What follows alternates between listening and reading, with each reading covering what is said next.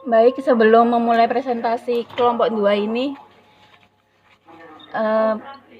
kami akan membahas tentang ejaan bahasa Indonesia. Sebelum itu kami akan memperkenalkan diri terlebih dahulu. Yang pertama, ada Sylvia Andriani, NPM 080.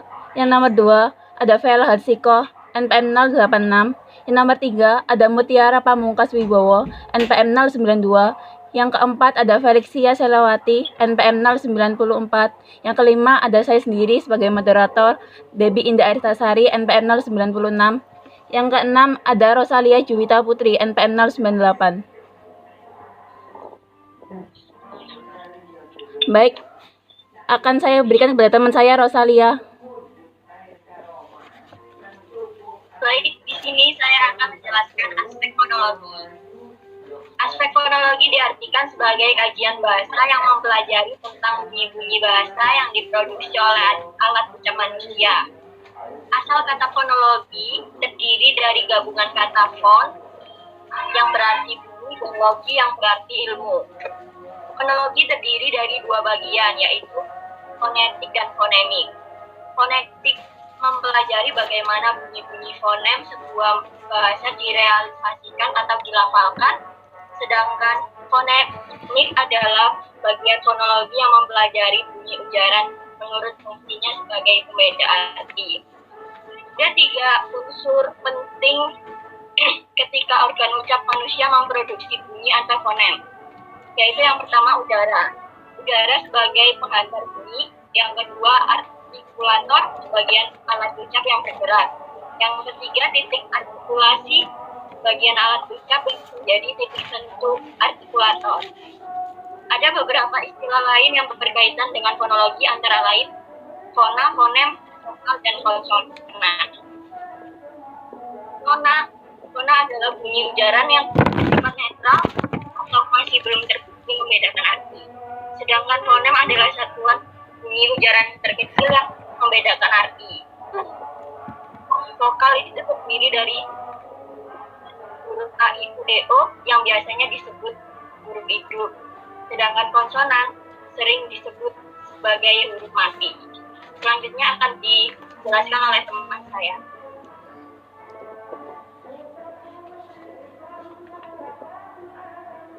Baik, Sylvia, dipersilahkan. Jangan lupa direkod loh. Ya, siap.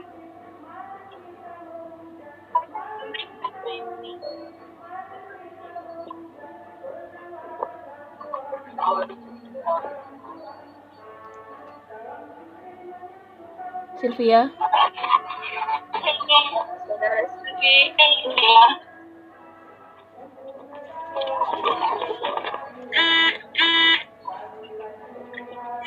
Banget ya.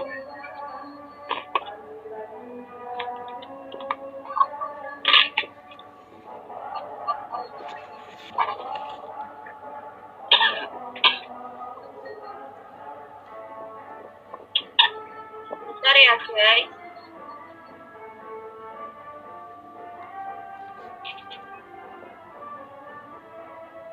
Jadi rekod belum kan?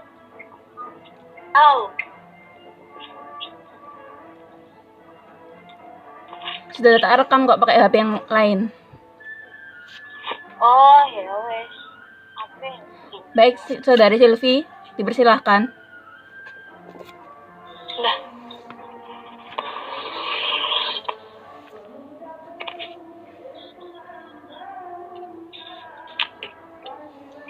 Bentar.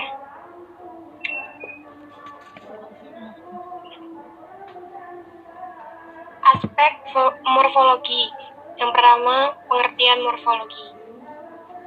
Secara etimologi, kata morfologi berasal dari kata morf, yang berarti bentuk, dan kata logi yang berarti ilmu. Di dalam harfiah, kata morfologi berarti ilmu mengenai bentuk. Yang kedua, proses morfologi. Macam-macam proses morfologi ada 3, yaitu afiks, komposisi, dan duplikasi. Pertama, afiks. Afiks merupakan nama lain dari morfem terikat. Morfem terikat merupakan kata yang tidak dapat berdiri sendiri. Sedangkan kata yang dapat berdiri sendiri disebut morfem bebas. Kata dasar dapat berupa kata benda, kata sifat, kata kerja, dan lain-lain. Selanjutnya, Debbie, mohon. Dalam penulisan kata ada berbagai penulisan. Yang pertama akan saya bahas adalah kata dasar. Kata dasar itu kata yang berupa kata dasar yang ditulis dengan satu kesatuan. Misalnya, buku itu sangat tebal. Itu termasuk kata dasar yang terdiri dari SPOK atau SPO saja. Yang kedua, ada kata turunan. Itu ada imbuhan yang berisi awalan, sisipan, dan akhiran yang ditulis dengan serangkaian dengan kata dasarnya. Semisal, bergetar, dikelola, penetapan, menengok, dan mempermainkan. Kemudian ada kata ulang yang ditulis secara lengkap dengan menggunakan tanda hubungnya. Semisalnya anak-anak, buku-buku, kupu-kupu, kura-kura, tukar-menukar. Yang keempat ada gabungan kata. Gabungan kata yang lazim disebut kata majemuk, termasuk istilah khusus. Misalnya duta besar, kambing hitam, meja tulis, mata pelajaran, orang tua. Yang kedua, kata gabungan kata, termasuk istilah khusus juga yang mungkin menimbulkan kesalahan pengertian, dapat ditulis dengan tanda hubung untuk menegaskan pertalian di antara unsur yang bersangkutan. Semisal, alat pandang dengar, anak istri saya, buku sejarah baru, mesin hitung tangan. Yang kelima, kata ganti ku, kau, mu, dan nya. Kata ganti ku dan kau ditulis serangkaian dengan kata yang mengikuti. Ku, mu, dan nya ditulis dengan serangkaian dengan kata yang mendahulinya. Semisal, apa yang kumiliki boleh kau ambil. Lalu, kata depan di, ke, dan dari. Kata depan di, ke, dan dari ditulis terpisah dari kata yang mengikutinya, kecuali di dalam gabungan kata yang sudah lazim dianggap sebagai satu kata sebagai kepada dan daripada. Misalnya, kain itu terletak di dalam lemari. Di mana Siti sekarang? Kemudian ada kata sambung, yaitu si dan sang. Kata sambung ini ditulis terpisah dari kata yang mengikutinya. Semisal, harimau itu marah sekali kepada sang kancil. Kemudian ada partikel. Partikel terdiri dari beberapa hal juga kan. Yang pertama, partikel lah, kah, dan tah yang ditulis dengan serangkaian kata yang mendahulinya. Semisal, bacalah buku itu dengan baik-baik. Yang kedua, partikel pun ditulis terpisah dari kata yang mendahulinya. Semisal, apapun yang dimakannya, ia tetap kurus. Yang ketiga, partikel per yang berarti mulai, demi, tiap yang ditulis terpisah dari bagian kalimat yang mendahului atau mengikutinya. Semisal, pegawai negeri mendapatkan kenaikan gaji per 1 April. Kemudian ada singkatan dan akronim. Yang pertama, singkatan. Singkatan itu bentuk yang dipendekkan yang terdiri atas satu huruf atau lebih.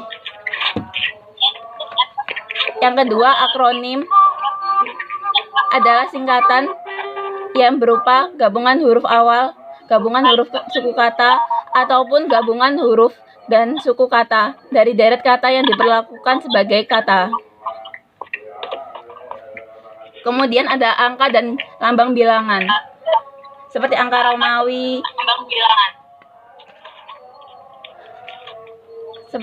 Romawi, yang digunakan untuk menyatakan lambang bilangan atau nomor.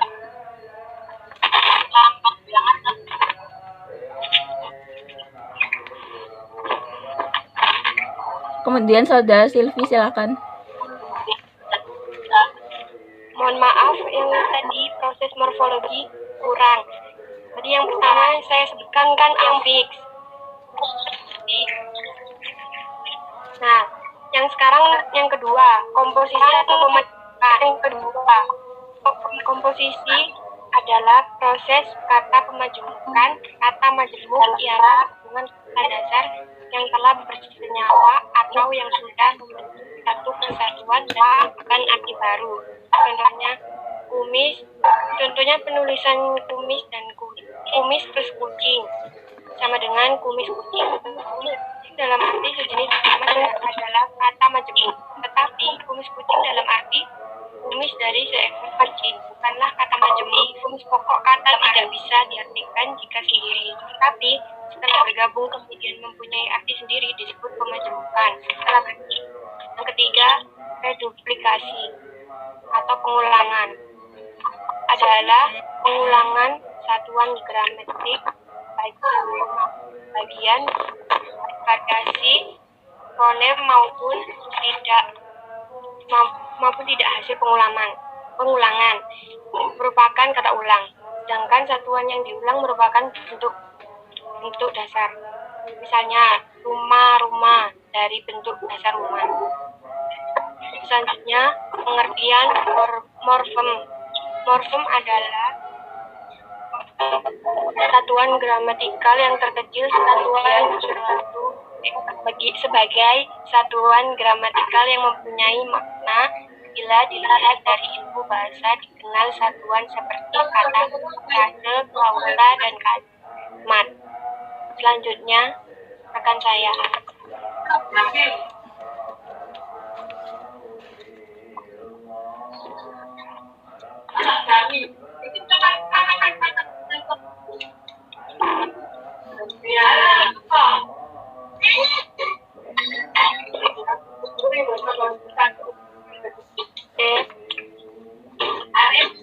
Ya, silakan teman saya. Adalah pengertian sintaksis. Sintaksis adalah studi dan aturan hubungan kata antara satu sama lain sebagai penyatuan ide. Unsur sintaksis terbagi menjadi 3. Yang pertama, fungsi sintaksis, yaitu hubungan antara unsur-unsur bahasa dilihat dari sudut pandang penyajiannya dalam ujaran atau klausa. Jenis fungsi sintaksis yang umum diakui adalah subjek, predikat, objek, pelengkap, dan keterangan. Yang kedua, kategori sintaksis, yaitu berkenaan dengan verba, media, posisi, dan prominat. Yang ketiga, peran sintaksis adalah morfosintaksis, merupakan gabungan dari morfologi dan sintaksis.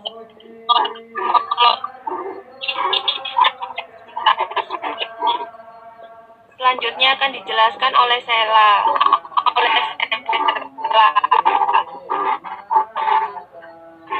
Saya di sini tentang unsur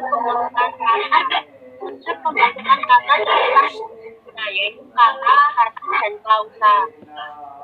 Kata merupakan bagian yang penting dalam sintaksis. Kata bagian dari satuan sintaksis. Ada 2 macam kata yang harus dibedakan pada sintaksis, yaitu kata penuh dan kata tugas. Kata penuh adalah kata yang secara leksikal memiliki makna, mempunyai kemungkinan untuk mengalami proses merupakan kelas terbuka dan dapat berdiri sebagai sebuah satuan. Contohnya seperti masjid. Masjid memiliki makna sebagai tempat beribadah.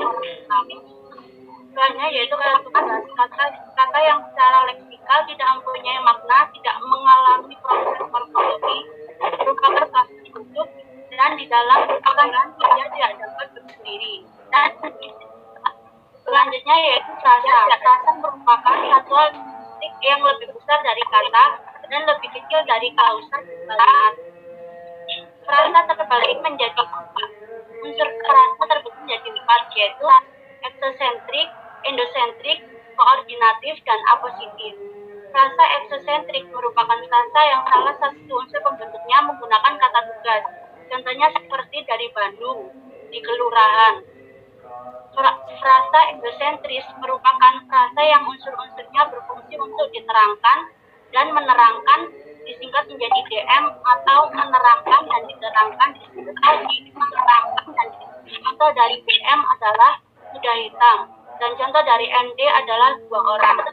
Frasa koordinatif dalam rangkai yang memiliki fungsi setara. Contohnya seperti ayah, ibu, setara.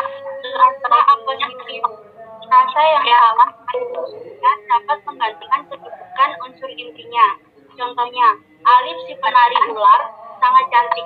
Kata Alif posisinya sebagai diterangkan, sedangkan ular sebagai menerangkan. M. Klausa, satuan sintaksis, berupa rujukan kata-kata predikatif. Artinya, di dalam konstruksi itu ada komponen berupa frase yang berfungsi sebagai predikat, yang lain berfungsi sebagai subjek, objek, dan keterangan.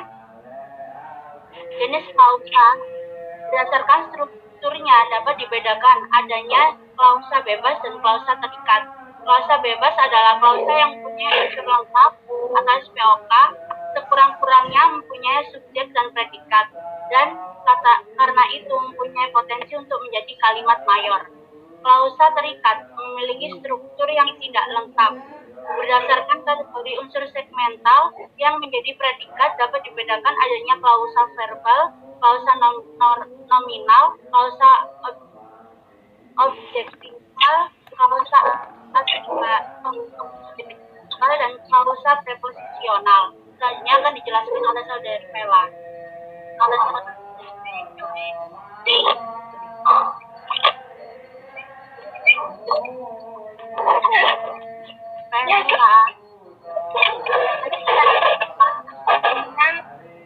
Tentang tanda baca dalam kalimat.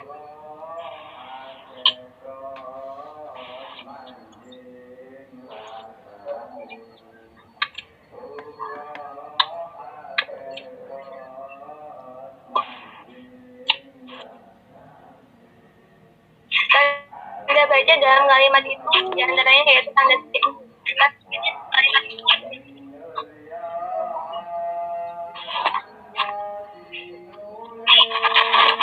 Tanda baca diantaranya yaitu tanda titik koma, yaitu pada dasarnya tanda baca yang satu ini bersifat bersama tanda koma. Namun titik ini baru digunakan jika ada dua kata koma. Salah satunya bersifat lebih tinggi daripada contohnya yaitu pada memiliki rincian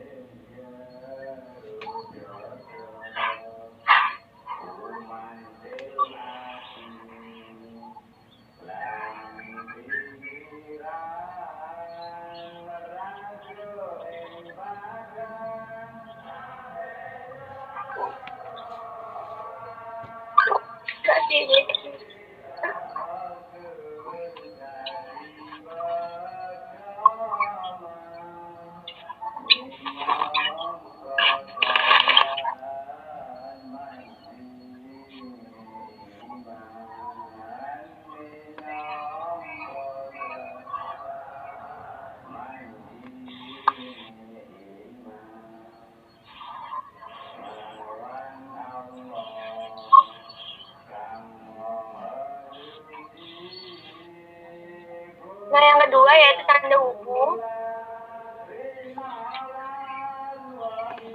Tanda ini juga termasuk sering dijumpai pada penggunaan dalam kalimat sehari-hari, yaitu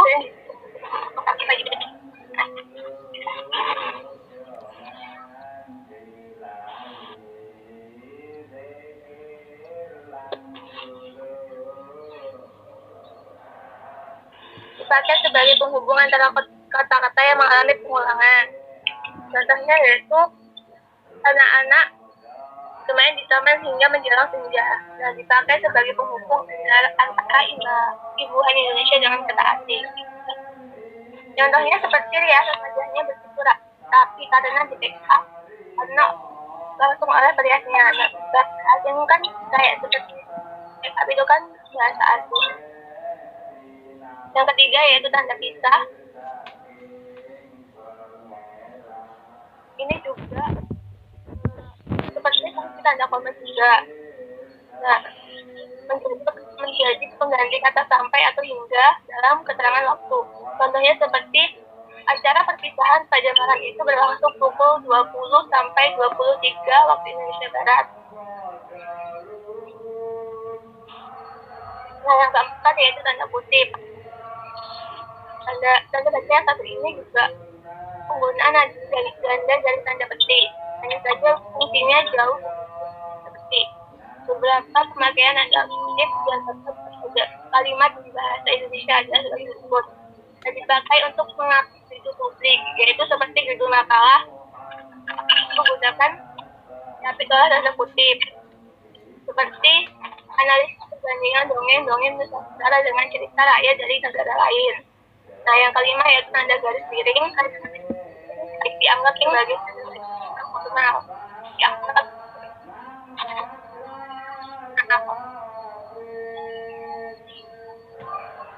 udah.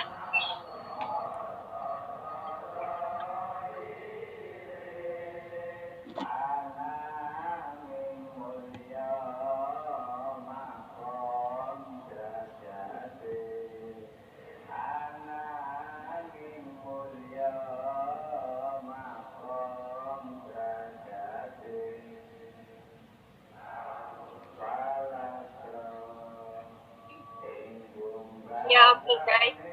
Sekian dari kami. Apa ada pertanyaan?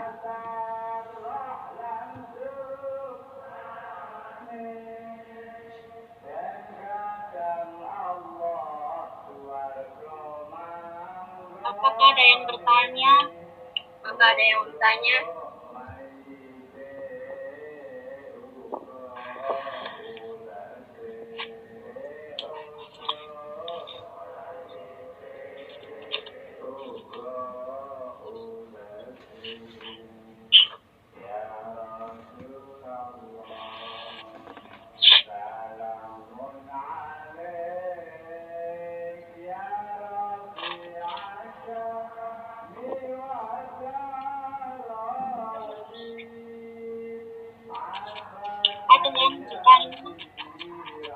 Ada yang bertanya tak guys?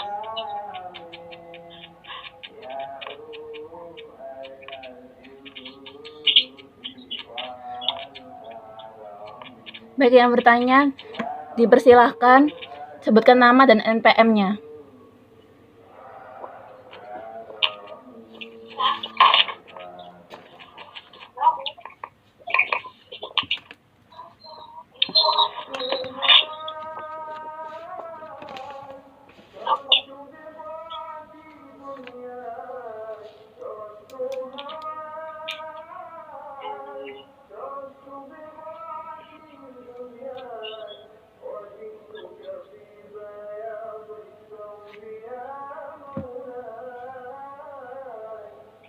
Nggak ada yang tanya, ta?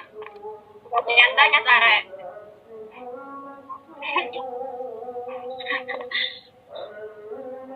Ayo, Rek, tanya, Om. Ya wes, aku tanya. Nggak ada yang mau bertanya. Ayo, sekarang. Silakan sebutkan nama dan NPM-nya. Oke, Assalamualaikum warahmatullahi wabarakatuh. Perkenalkan, nama saya Muhammad Dina Ramadan, NPM 081. Saya mau tanya yang ini ya, kalimat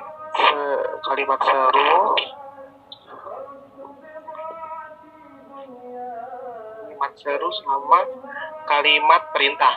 Kan biasanya kan pas waktu kita menuliskan kata perintah gitu, misal tolong bukakan pintunya, biasanya itu kalau mepet banget biasanya dikasih tanda seru. Apa sih menurut kalian bedanya kalimat seru sama kalimat perintah? Terima kasih.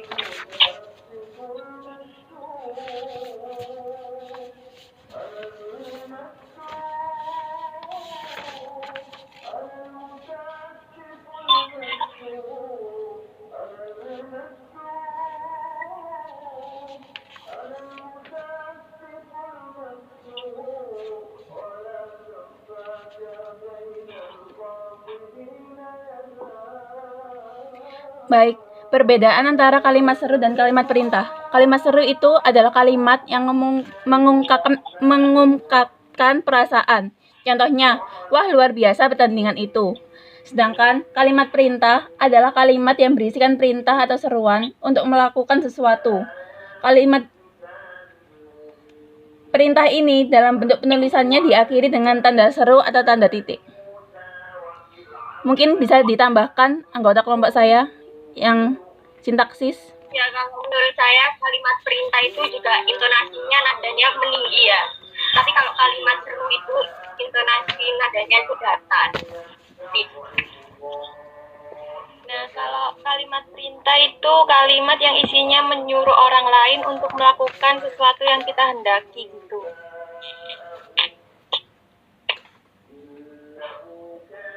Gimana, Saudara Rama?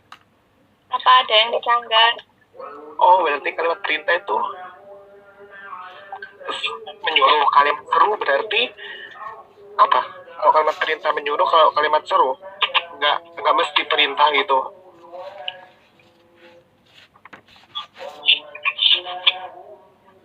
Gimana, Saudari Rama?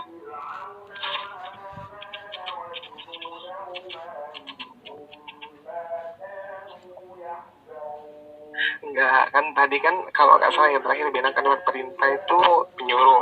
Lalu kalimat seru itu apakah bisa dikatakan menyuruh atau gimana? Kalimat yang mengungkapkan kekaguman perasaan, Ram, kalau kalimat seru.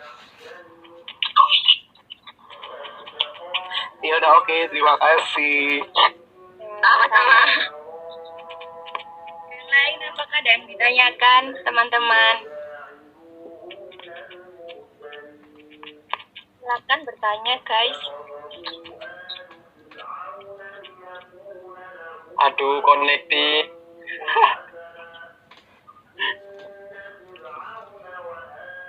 I'm sorry, aku pakai wifi.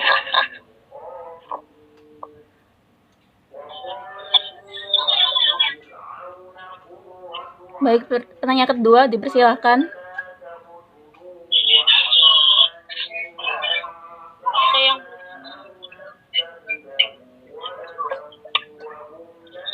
Tanya lagi nggak mau apa? apa, tanya aja. Apa, Ram? Aku lihat slide sebelumnya bohong. Yang ini ta.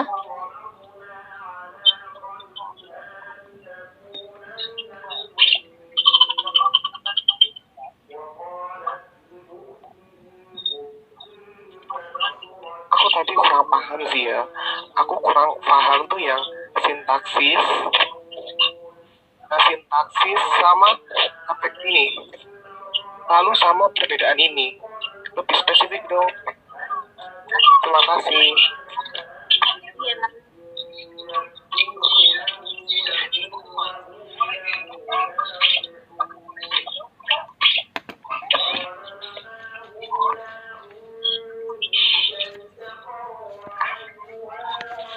Yang lain gimana? Ada pertanyaan, saya Rama. Aku mau jawab yang mana? Ya, aku nanya itu mau sintaksis sama kategori sintaksis belum paham. Habis itu exocentric dan endocentrik. Makasih. Ya. Aku jelasin yang fungsi sintaksis ya. Fungsi sintaksis itu lebih ke SPOK. Kalau kategori sintaksis itu lebih ke kategori kata sama kategori frase. Kategori kata sendiri itu terbagi menjadi verba, adjektival, adverbial, nominal, preposisi, konjungtor, interjeksi, artikel. Sementara kategori frase itu terdiri dari frase nominal, frase verbal, frase adjektival, sama frase adverbial, sama frase preposisional. Terus yang exocentric ya, bentar.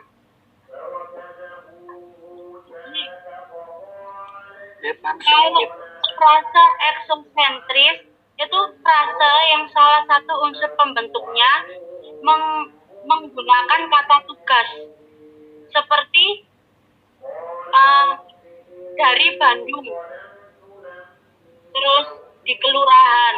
Tapi kalau endosentrik itu frasa yang unsur-unsurnya berfungsi untuk diterangkan dan menerangkan atau menerangkan dan diterangkan. Contoh dari diterangkan dan menerangkan itu seperti kuda hitam. Terus kalau menerangkan dan diterangkan itu seperti dua orang.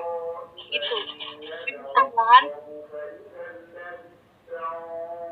Ya sudah, oke, terima kasih ya. Ya.